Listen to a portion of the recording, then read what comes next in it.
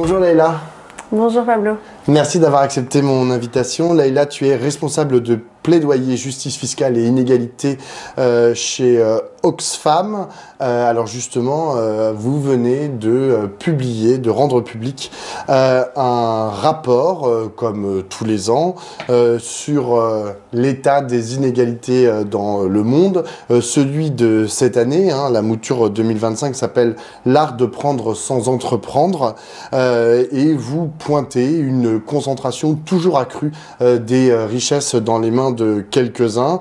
L'information la plus importante, mais hélas on s'en doutait, c'est l'augmentation de la richesse des milliardaires qui a augmenté de 2000 milliards de dollars en 2024, 3 fois plus vite qu'en 2023. Est-ce que tu peux essayer d'être un peu plus précise que moi sur cette augmentation, à quoi elle est due et quelles en sont finalement les conséquences? Oui. Donc en effet, ce qu'on pointe cette année, comme à chaque fois, mais malheureusement on arrive à être négativement surpris à chaque fois, sur l'ampleur et la rapidité de l'accroissement des inégalités. Donc comme tu le disais, c'est 3 fois plus rapide que l'année dernière, l'augmentation de la richesse des milliardaires dans le monde. Il y a plein de raisons derrière ça. Nous, ce qu'on tenait à pointer cette année, c'était pour un peu répondre au discours habituel et qui peut être un peu... qui finalement repose quand même sur pas mal d'idées reçues, avec l'idée que, après tout, des grandes richesses, c'est du talent, du travail, peut-être que du coup, 2000 milliards de plus, c'est des gens qui ont travaillé un peu plus fort, des idées un peu mieux. Bon, malheureusement, c'est plus compliqué que ça. On pointe notamment le fait que, aujourd'hui, la richesse de ces milliardaires dans le monde, elle est à 60% imméritée, c'est-à-dire au moins. C'est-à-dire qu'elle est à 60% issue d'héritage, de situations de monopole donc avantageuses, de situations de liens de connivence avantageux. Donc ça déjà c'est pour casser un peu cette idée reçue et du coup la grande explication qu'il y a derrière tout ça, alors c'est la santé de l'économie américaine, des choses comme ça, mais c'est surtout que partout dans le monde les riches arrivent à s'enrichir de manière de plus en plus importante sans qu'aucune limite ne leur soit mise, sans véritable redistribution des richesses dans le monde, et ce sont des dynamiques qui s'auto-entretiennent et deviennent de plus en plus rapides. Alors il y a une dynamique particulière qui m'a intéressé et que vous mettez en avant dans votre rapport, c'est le rapport colonial des transferts de ces richesses. Vous dites que 1% des plus riches des pays dits du Nord ponctionnent 30 millions de dollars par heure aux pays du Sud. Vous parlez donc de colonialisme, de néocolonialisme. En quoi ce déplacement des richesses du Sud vers le Nord est caractéristique de l'augmentation rapide de la concentration de ces richesses des milliardaires? Oui, alors c'est l'autre axe très important sur lequel on a insisté cette année. Les chiffres en effet sont édifiants. En fait, on parle souvent du colonialisme et de la colonisation comme un temps précis, passé, et qui serait maintenant révolu depuis longtemps. Et qui du coup ne concerne plus les questions par exemple économiques. En réalité, on s'aperçoit en se penchant un peu sur le sujet que sous beaucoup de formes, le colonialisme est encore présent, mais sous d'autres formes peut-être plus pernicieuses, moins visibles du grand public que ce qu'on pourrait imaginer. Une de ces formes qui a un énorme impact sur les inégalités, c'est une forme qui passe par le système financier et le fonctionnement des institutions financières internationales. Là, dans ce qu'on pointe en termes d'extraction du nord du sud vers le nord, c'est qu'en fait le système financier tel qu'il fonctionne aujourd'hui fait que accroît en fait l'endettement des pays du sud, parce que c'est très coûteux de pouvoir investir, de pouvoir faire des prêts pour les pays du sud qui subissent des taux extrêmement élevés dans le fonctionnement des marchés financiers actuels, alors que les plus riches des pays du nord, eux ont un marché qui est quasi fait pour eux et qui fait que quand ils investissent par exemple dans les pays du Sud, ils en ressortent gagnants dans la manière dont fonctionne le marché et les prêts actuels. J'imagine qu'il y a aussi la place des multinationales, c'est-à-dire ces grandes entreprises mondiales qui font pas beaucoup attention aux questions de frontières, qui sont souvent détenues, dont l'actionnariat principal est issu des pays du Nord et qui elle aussi ponctionne dans les pays du Sud des matières premières, une force de travail pas très chère, avec pas beaucoup de droits sociaux, et qui permet l'enrichissement des actionnaires des pays du Nord. Oui, tout à fait. En fait, la fortune aujourd'hui des milliardaires dans le monde, elle est extrêmement liée à la richesse des multinationales auxquelles ils sont reliés. C'est-à-dire que c'est de l'argent souvent qui est l'argent de biens professionnels, d'actions, etc. Là, quand on parle des 2000 milliards qui ont augmenté, c'est des cours dans les bourses, etc. Donc c'est extrêmement lié. Là, aujourd'hui, on se rend compte, à travers cette étude et d'autres, que ces fortunes-là, via des multinationales, en effet, souvent, se sont vraiment construites sur de l'accaparement, en tout cas en grande partie, souvent, sur de l'accaparement de terres, d'industries, de tout un tas de choses qui pourraient en réalité être utiles aux populations sur place ou aux industries sur place. On l'a en France notamment avec l'exemple de Vincent Bolloré et du groupe Bolloré qui était présent très fortement, qui l'est toujours d'autres manières, qui était très présent par sa filiale logistique en Afrique et qui a pendant des dizaines d'années réussi à obtenir des bénéfices très importants avec des chiffres d'affaires de plusieurs milliards tous les ans dans des pays africains, notamment là encore via l'aide du système financier qui lui était favorable. Peut-être qu'on reviendra là-dessus. Oui, justement, je voulais qu'on parle de la France. Est-ce que la France suit la même évolution que la direction qu'a pris le monde en matière de concentration des richesses, ou est-ce qu'on fait figure d'exception? Je sais que la réponse est non. C'est une question rhétorique. Oui.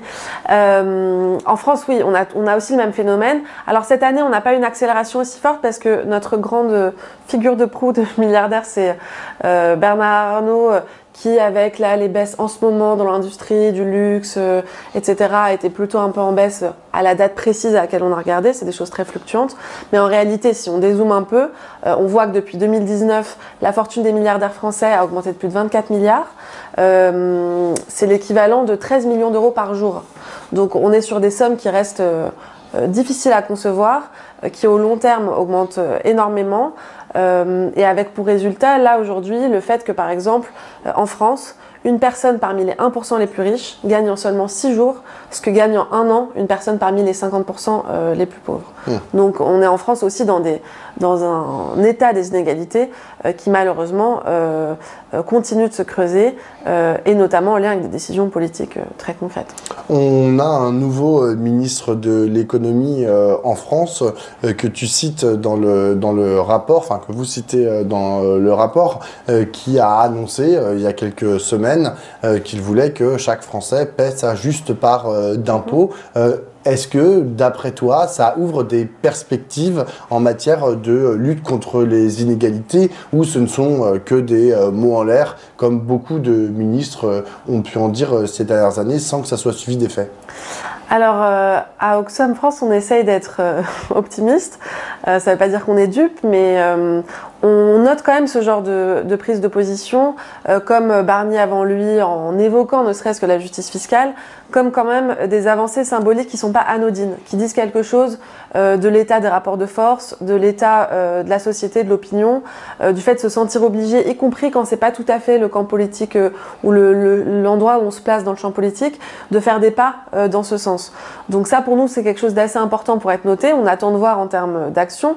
On ne va pas être naïf parce qu'en effet, ça nous est arrivé beaucoup ces dernières années d'entendre des déclarations qui pourraient donner espoir sans forcément être suivies d'effets.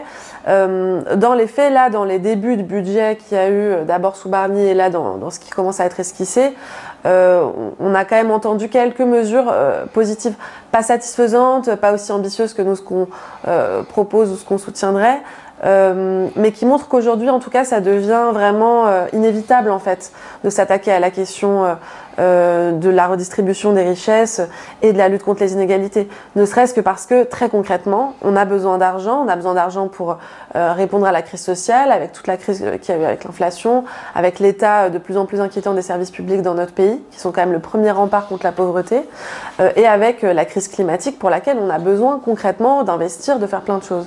Face à tous ces besoins, pour nous, c'est inconcevable aujourd'hui de continuer à couper dans les dépenses publiques, avec des services publics qui sont déjà très mis à mal. Donc la réponse de la redistribution, la réponse de faire en sorte au moins que chacun paye une part juste et pas d'avoir des ultra-riches dans le top 0,1% qui payent encore moins que les autres, ça c'est inévitable. Et on a quand même espoir face à cet inévitable, que le message puisse être entendu. On a quand même eu des bons signaux dans le début du traitement du projet de loi de finances, avec quand même pas mal de votes en faveur de la justice fiscale qui ont fait des majorités transpartisanes sur des votes très importants, que ce soit pour améliorer les dispositifs proposés par Barnier, pour améliorer des anciennes choses qui ne fonctionnent pas, comme la flat tax, pour au moins élever le taux, des choses comme ça qui sont quand même des signes positifs. Ce sont des signes positifs basés sur des recommandations, parce que dans votre rapport, j'invite, je le mettrai en lien sous la vidéo, vous faites des préconisations, et donc il y a pour tenter de réduire les inégalités qui vont croissant dans le monde et en France tout particulièrement, il y a des propositions donc, et notamment la taxation à une part juste des plus hauts revenus, des entreprises qui font le plus de bénéfices. Est-ce que, au-delà de la question politique, au sens de les hommes et les femmes qui composent notre Assemblée nationale ou notre gouvernement, est-ce que tu vois une dynamique porteuse dans la société qui ferait de vos préconisations des objectifs? Oui, on est... En fait, c'est vrai qu'on a parfois l'impression sur certains sujets, parfois via le traitement médiatique ou autre, ou certains discours politiques, que le discours que nous on tient pour plus de justice fiscale, pour plus de redistribution, est quelque chose peut-être d'un peu à la marge ou loin des préoccupations des Français. En réalité, quand on regarde les chiffres, c'est même loin d'être le cas. Nous, on a sorti en septembre un sondage avec Verian, qui montrait qu'en fait, sur quasi tous les points sur lesquels on a interrogé les Français, plus des 3/4 étaient favorables. Par exemple, à une meilleure taxation des super-profits, de manière générale, à une meilleure taxation des personnes les plus aisées pour répondre au déficit actuel, à un retour de l'ISF, enfin des choses qui aujourd'hui paraissaient parfois lointaines. En réalité, quand vous posez les questions clairement, la majeure partie, plus des 3/4 des gens en général sont favorables. Donc ça montre quand même un soutien dans l'opinion publique sur ces questions-là, mais parce que ça devient en réalité... c'est inconcevable en fait d'être dans une situation aussi complexe où on a autant besoin d'argent pour autant de choses et de savoir en même temps qu'on a supprimé l'impôt sur la fortune et qu'on y perd 4 milliards tous les ans, mais qu'ensuite on va aller chercher des petits millions par-ci par-là sur le dos de l'école, de l'hôpital ou autre. Donc ça aujourd'hui ça devient vraiment inentendable, je pense. J'ai une dernière question, Leïla. Je t'interviewe aujourd'hui, il est lundi 17h. Donald Trump, dans quelques heures, sera le 47e président des États-Unis d'Amérique. Comment est-ce que, à Oxfam, vous qui travaillez sur les inégalités, vous qui travaillez sur cette question de l'accumulation insupportable des richesses par quelques-uns, comment est-ce que vous voyez son accession au pouvoir? Je pense notamment à la façon dont il s'est entouré d'une foultitude de milliardaires, de gens excessivement puissants, de la façon dont il entend organiser son administration autour précisément de ces puissances financières, économiques, et ce mélange incestueux et à mon avis hautement problématique entre ce qui relève du public fédéral et des intérêts privés. Pour nous, en effet, c'est très inquiétant. Quand on parle des inégalités, quand on parle de l'accumulation des richesses par quelques-uns, derrière ça, il y a aussi la question et l'inquiétude de l'accaparement du pouvoir. Parce qu'en fait, au-delà d'un certain montant, ce qui se joue, c'est pas seulement le plaisir d'avoir de l'argent et de pouvoir s'acheter ce dont on a envie de s'acheter. Ça devient une question d'accaparement, ça devient une question de qu'est-ce qu'on fait de cet argent et comment est-ce qu'on influence le pouvoir pour en avoir encore plus ou pour d'autres finalités. Le fait de s'entourer de cette manière-là, le fait d'avoir quelqu'un comme Elon Musk, aujourd'hui l'homme le plus riche du monde, de manière phénoménale, qui en fait se retrouve à s'être quasi acheté un président, quoi. C'est quelque chose qui interroge sur l'impact politique, sur l'impact médiatique que peuvent avoir quelques personnes sur nos vies, sur l'opinion publique. C'est quelque chose qui peut nous interroger aussi en parallèle avec la France. Évidemment, on n'est pas le même pays, c'est pas la même situation, mais le fait d'avoir une personne qui peut racheter des réseaux sociaux ou des médias de manière massive et qui va avoir un impact, c'est des choses qui peuvent arriver chez nous et c'est des choses qui arrivent par exemple dans des phénomènes comme ce qu'on peut observer avec Vincent Bolloré et d'autres, mais lui il est un cas emblématique de ce phénomène, d'avoir une personne qui va s'acheter littéralement des médias et en fait du pouvoir sur l'opinion publique, du pouvoir pour pousser un narratif d'extrême droite. Donc c'est quelque chose qui est très inquiétant pour nous, le fait que des limites ne soient pas mises à tout ça. J'ai une toute dernière question. Elon Musk, avant 2016, il avait cette expression, enfin plutôt cette insulte qui balançait au visage de beaucoup de gens, c'était loser. Il disait tout le monde, Hillary Clinton c'est une loseuse, genre machin c'est un loser, telle personne qui n'a pas fait assez d'argent c'est un loser. Et je trouve que ça résonne avec par exemple ce qu'a raconté un Mark Zuckerberg, le patron de Meta, entre autres Facebook, WhatsApp et Instagram, la semaine dernière, où lui il a dit il est temps de à nouveau être viril dans son entreprise, je sais pas quoi, et aussi de se débarrasser à l'intérieur de son entreprise de tous les mauvais, de tous ceux qui sont nuls. C'est-à-dire que, en vérité, dans la proposition de Donald Trump qu'il articule avec tous ces gens, les Bezos, Musk, Zuckerberg, il y a aussi une proposition d'inégalité fondamentale en fait entre les êtres humains et de dire, en fait, on assume que nous on est inégaux, etc. Et tout à l'heure, tu disais oui, nous en France, on a fait ce sondage avec Verian qui montre que les gens sont plutôt pour une justice fiscale redistributive. Je ne suis pas certain que le même sondage aurait exactement les mêmes résultats aux États-Unis, mais quand on voit leur puissance aujourd'hui dans le monde, on se dit que peut-être que demain, on mettra à l'honneur en fait des valeurs qui ne sont plus celles qui aujourd'hui fondent, j'ai l'impression, dans une certaine mesure, notre République, qui sont des valeurs aussi d'égalité. Est-ce que ça, c'est quelque chose que vous craignez? C'est-à-dire que genre, cette obsession de l'inégalité portée par Trump au plus haut niveau de l'État américain, puisse avoir des conséquences en France, et des gens qui disent clairement ouais, en fait on est inégaux et on en a rien à foutre en fait de l'égalité. Bien sûr, quand on parle d'impact sur les réseaux sociaux, les médias ou autres, c'est des choses qui on ne parle pas que des médias français ou de réseaux sociaux français, on parle de choses dont les discours parviennent jusqu'à nous et qui ont un impact sur la perception des choses. Quand je disais tout à l'heure par exemple que nous cette année on insiste sur l'idée qu'il y ait de la richesse imméritée, c'est aussi pour moi une forme de réponse à ce discours, de se dire il y a les talentueux, les forts, et en fait on a une sorte de vision binaire en effet du monde entre les bons et les mauvais, et les bons c'est ceux qui font de l'argent.